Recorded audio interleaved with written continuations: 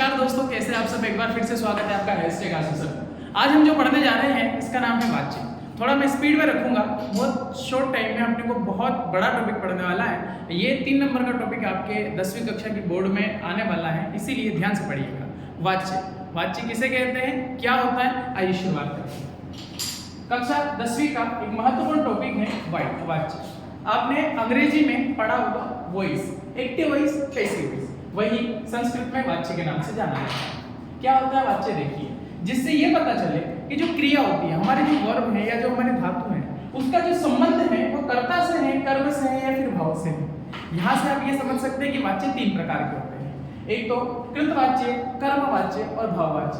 अगर मैं कक्षा 10वीं की बात करूं तो कक्षा 10वीं में केवल 2 प्रकार के वाच्य बताए गए हैं, कृतवाच्य सब्जेक्टिव और कर्मवाच्य ऑब्जेक्टिव। चलिए शुरुआत करते हैं। सरल शब्दों में अगर हम कहें तो वाच्य बताता है कि वाक्य में जो क्रिया का जोर है, क्रिया किसके ऊपर डिपेंड करती है, कर्ता, कर्म या केवल भाव। जिसके ऊपर वो डिपेंड करेगी वही उसका टाइप हो जाएगा। जो काम करता है वो कर्ता कहलाता है, जिससे काम होता है वो कर्म है, और जो केवल भाव या फीलिंग हमें बताता है वो भाववाच्य होता है। जैसे यहाँ पे लिखा है there are 3 types of voice, कृतवाच्य, कर्मवाच्य और भाववाच्य। मैंने आपको बताया कि भाववाच्य आपके सिलेबस में नहीं है, तो हम पढ़ेंगे कृतवाच्य और कर्मवाच्य के बारे में। चलिए शुरुआत करते हैं। लाइक कर दीजिए कोटा संस्कृत क्लासेस को, हैशटैग आशु सर को सब्सक्राइब कर दीजिए और अपने दोस्तों के साथ शेयर कर दीजिए ताकि ये महत्वपूर्ण वीडियो सबको मिल सके। अब आपको 2 चीजें याद करनी पड़ेगी। क्या याद करनी पड़ेगी, आशु सर की जो ट्रिक है वो याद करनी पड़ेगी। कृतवाच्य 1 2 1, क्या है 1 2 1। कर्मवाच्य 3 1 1, क्या है सर ये 1 1 1। 1 2 1, 1 का मतलब है प्रथम पुरुष एक वचन, 3 का मतलब है तृतीय, तृतीया एक वचन। समझ में आया आपको। 1 का मतलब क्या है, प्रथमा एक वचन। तो जो प्रथमा अगर करता है तो क्रिया भी आपकी क्या होगी, एक वचन में होगी। जैसे देखिए रामः पुस्तकम पठति, मैंने यहाँ पे प्रथम पुरुष एक वचन या प्रथमा विभक्ति एक वचन क्या लिखा, रामः। तो रामः के बाद में कर्म हमारा द्वितीय का आ गया और क्रिया फिर से राम के अनुसार क्या आ गई, पठति आ गई। रामः पुस्तकम पठति, बिल्कुल जो सिंपल सेंटेंस है। अगर आपका कर्ता प्रथमा विभक्ति एक वचन, द्विवचन या बहुवचन में है तो आपका जो सेंटेंस है वो क्या होगा, कृतवाच्य सब्जेक्टिव होगा। समझे, फिर से रिपीट करता हूँ।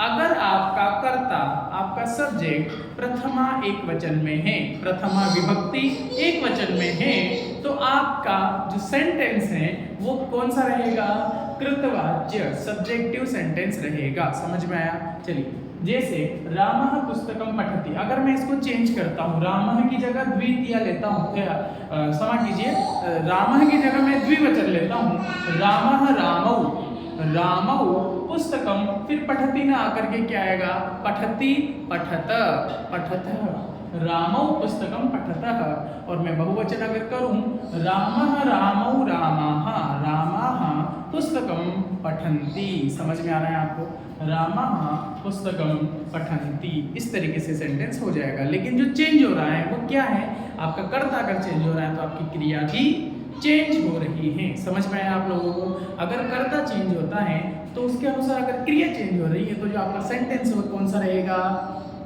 कृतवाच्य। कौन सा रहेगा, कृतवाच्य। अब देखते हैं दूसरे टाइप के ऊपर आते हैं, कर्मवाच्य। कर्मवाच्य क्या कहलाता है बेटा, 3 1 1। 3 1 1 का मतलब होता है कि तृतीय विभक्ति एक वचन, द्विवचन, बहुवचन। तृतीय विभक्ति एक वचन, द्विवचन, बहुवचन।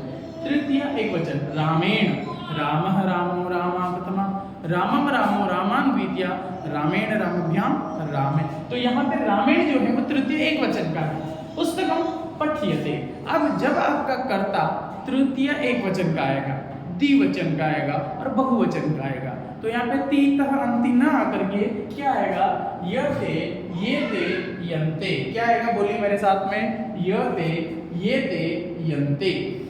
जैसे पठ्यते, पठ्येते, पठ्यन्ते, क्या, पठ्यते, पठ्येते, पठ्यन्ते। जब आपका कर्ता, आपका सब्जेक्ट तृतीय में आएगा तो आप किस तरीके से सॉल्व करेंगे, रामेण पुस्तकम पठ्यते। पठ्यते क्यों लिखा, क्योंकि कर्मवाच्य सेंटेंस बनाने वाले हैं और आपका कर्ता तृतीया में है, तो इसलिए आपका एक वचन के अनुसार पठियते लगा। अगर मैं यहाँ पे रामाभ्याम लिख देता हूँ, द्विवचन कर देता हूँ, तो आपका पठियेते हो जाएगा। और रामई अगर मैं बहुवचन लिख देता हूँ तो यहाँ पर पठियन्ते हो जाएगा। आपका कर्म चेंज नहीं हो रहा है। कर्म, हाँ समझ लीजिए, कर्म भी चेंज होगा। पुस्तकम पुस्तके पुस्तकानि, और कर्म के अनुसार आपकी क्रिया चेंज हो रही है, इसीलिए तो ये कर्मवाच्य है। क्या वाच्य है? स्क्रीनशॉट लीजिए इसका एक बार। कौन सा सेंटेंस है ये? कर्मवाच्य सेंटेंस है। चलो समझ में आया, आगे देखते हैं। अब मैंने कुछ यहाँ पे बहुत सारे उदाहरण आपको दिए हुए हैं, जैसे जो आपके एग्जाम में आने वाले हैं। क्या आने वाले हैं? कृतवाच्य एक्टिव वॉइस, कर्मवाच्य पैसिव वॉइस। रामः पुस्तकं लिखति, क्षमा कीजिए, रामः पत्रं लिखति। राम पत्र लिखता है। राम क्या करता है? पत्र लिखता है। तो इसका अगर मैं चेंज करूंगा, यानी मुझे 1 to 1 का जो सेंटेंस है तो 3-1-1 में करना है। 1 to 1 के सेंटेंस को 3-1-1 में करना है। रामेण पत्रम लिख्यते, इसका मतलब क्या हुआ? राम की जगह मैंने तृतीया कर दिया, रामेण। पत्रम एज इट इज रहा और लिख्यते हो गया, क्योंकि कर्ता आपका किस में आ गया? तृतीया में आ गया। समझ में आया क्या आप लोगों को? देखो, सीता भोजनम पचति। सीता यहाँ पर प्रथमा एक वचन है, इसका तृतीय एक वचन क्या होगा? सीतया। सीतया भोजनम पच्यते। यहाँ पे देखो यते येते यते यते यते, क्योंकि ये एक वचन के मैंने सेंटेंस आपको दिए। द्विवचन के सेंटेंस भी हैं अपने पास में। चलिए शुरू करते हैं। यहीं से एग्जाम में आने वाला है। इन एग्जाम्पल्स को बहुत अच्छे तरीके से पढ़ लेना, बहुत अच्छी तरीके से समझ लेना। अगर इतना आपको प्रैक्टिस हो गया कि किस तरीके से सॉल्व करते हैं, तो मेरी गारंटी मानिए आप बहुत आसानी से बच्चे को कर देंगे। बहुत इजी वे में आपके एग्जाम में देने वाले हैं। हम इस के लास्ट में चेक करेंगे कि किस तरीके से आपके एग्जाम में प्रश्न आने वाले हैं और प्रश्न आते हैं। लास्ट ईयर के मैंने इसमें पेपर के जो प्रश्न आए हुए हैं वो भी डाले हुए हैं, तो उससे आपको पता चलेगा कि ये कॉन्सेप्ट ज़्यादा बड़ा नहीं है। अगर आपको क्लियर हो गया, अगर आपको समझ में आएगा, तो आप बहुत ही आसानी से इसको सॉल्व कर देंगे। चलिए देखते हैं। ये कृतवाच्य एक्टिव वॉइस पैसिव वॉइस ये आपके दिए हैं मैंने बहुवचन में, उसके पहले द्विवचन के थे और उसके पहले जो मैंने सॉल्व करवाए वो एक वचन के थे। कर्मवाच्य को चेंज करना है कृतवाच्य में, कृतवाच्य को चेंज करना है कर्मवाच्य में। एग्जाम में इसी तरीके के प्रश्न आते हैं। देखो, रामः पत्राणि लिखन्ति। रामः रामौ रामाः बहुवचन है, तो इधर क्या आ जाएगा? रामै पत्राणि लिखन्ते लिख्यन्ते। चलो अब देखो एग्जाम में कैसे प्रश्न आते हैं, पहले आप खुद सोल्व करके देखिए। सेम टू सेम ऐसा कैसा प्रश्न आएगा, इतने ही नंबर पे प्रश्न आएगा। ग्रामर के अंदर प्रश्न क्या होगा? वाच्य अनुसारम उचित पदे रिक्त स्थानानि पूरित्वा अधोलिखितं संवादं पुनः लिख। केवलम प्रश्न त्रयम। As it is board pattern आपको बता रहा हूँ। देखिए, दिव्या यहाँ पे ब्लैंक दिया हुआ है, किम खादसी। अब खादसी सोच करके आपके दिमाग में आना चाहिए कि खादसी मध्यम पुरुष एक वचन की क्रिया है, बराबर। तो यहाँ पे क्या है? दुग्धम अन्नम त्वम खाद्यते। तो त्वम मध्यम पुरुष एक वचन, खादसी। तो पहले का आंसर क्या आ जाएगा? बोलिए क्या आएगा? त्वम आ जाएगा। Very good. अगले देखो, यहाँ पे लिखा है कि तारा मया फलम एव मया, अहम आवाम वयम माम आवाम अस्मान मया। तृतीया एक वचन, अस्मद शब्द तृतीया एक वचन, क्या आएगा? मया। तो जब कर्ता में तृतीया आ गया तो क्रिया में आप क्या लगाओगे?